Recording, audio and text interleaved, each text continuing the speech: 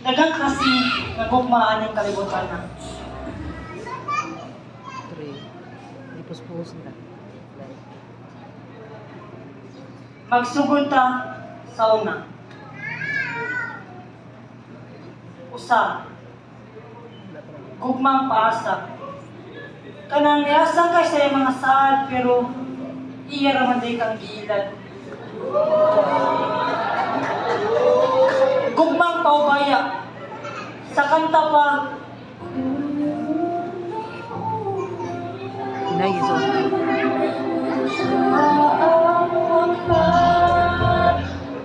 kanang ikaw pa ang nasakitan pero gipaubaya pa nimo siya sa uban. Gugmang assume. Kanang ni-assume ka, nga gigugma ka, gigugma nimo siya pero gipinuangan na day ka. Upat, gugmang pilingon. Kanang gipalabinin mo ang imong pagbati. Nagtuo ka nga kayo itinadhana, kayo pinagtagpo pero walay kamo. Gugmang labis na nasaktan. Sa Bisaya pa, ako pa'y nasakitan. Sa kanta pa, gusto ko lang bumita.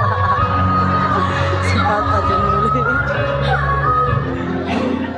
Kanang imong gihatag ang tanan pero sa unahan ira man kang gibiyaan. Ang gugma dili angayang duaan. Ayaw maglumag panghatag kung diay ira man ang sayang-sayangan. No. Gugmang makailan.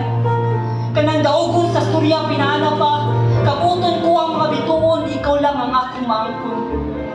Nindot kayo paminawon sa dalunggan pero sakit-sakit naman diay sa dughan.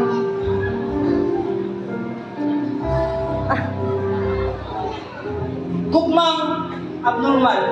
Kanang primi magatawag maski binuang ra. Primi kilikon maski sakit na. Gugmang atat. Sa sobraan sa kadilian sa gugma, sa unahan, nagmahay na noon ka. Ang gugma, dili na nimo masabtan. Kaya ang gugma din sa kalibutan, dili na mao'y makahatag kanimo katagbawan. Ang pulong nga nagaingon sa 1 Juan 4 versikulo 8. Ang gugma, mao ang Ginoo. Sa English pa, God is love. You cannot find love unless you cannot find God. Si Jesus, siya ang author sa gugma. Siya nga hari sa kalangitan, naog o nagpakataw sa kalibutan. Para ikaw ug ako, iya kang gipakamatyan. Imbis kita mo'y dapat ilansang silutan, apan siya mao'y nagsakripisyo sa kanan. Siya nga walay sala, siya nga putli, apan giula niya iyang kinabuhi. Gisulog niya ang korona nga talinis sa iyang ulo, ipasan pa niya ang krus sa Kalbaryo ug naligo sa iyang ugalingong dugo. Imbis kita may dapat ngadto, apan siya mao'y nagsakripisyo. Giantos niya tanan, giluwaan, kita magtamakan, gipakawawan, gipunalan, nahimo siyang masamaran, nabungog og nasakitan, para mabayran tanan natong kasalanan, para naakay kagawasan o kinabuhi nga walay katapusan. Ang gugma sa Ginoo sama sa bukid. Ang gugma sa Ginoo laumpas sa kadagatan. Ang gugma sa Ginoo lapagpas sa kawanangan.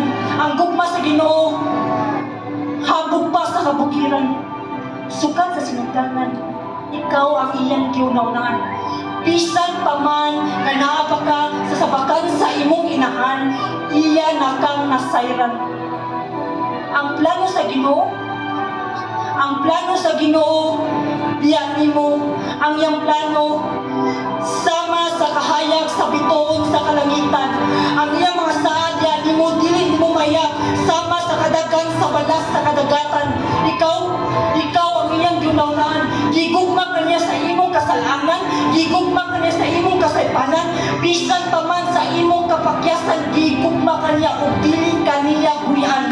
Ayaw paminaw sa limbong ug tingog aning kalibutan na apan salig kaniya kag imong kabalaka, ang imong kapunanan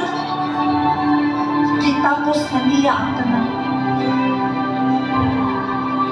Akong nasayran o akong nasabtan, dili ina pa mga pulong nga ma-describe mo ang iyang gugma. Bisa unsa pa nakadagan sa mga litra, i-compress matanan mong universe tanang planeta, dili imo matungkad ang iyang gugma. Kaya ang iyang gugma dinhi kanato, gugma nga walay sama, gugma nga dili nimo maikumpara kay ang tinuod nga gugma sa Ginoo ra nimo makita. I give back all the glory and honor to God. Alright, thank you so much.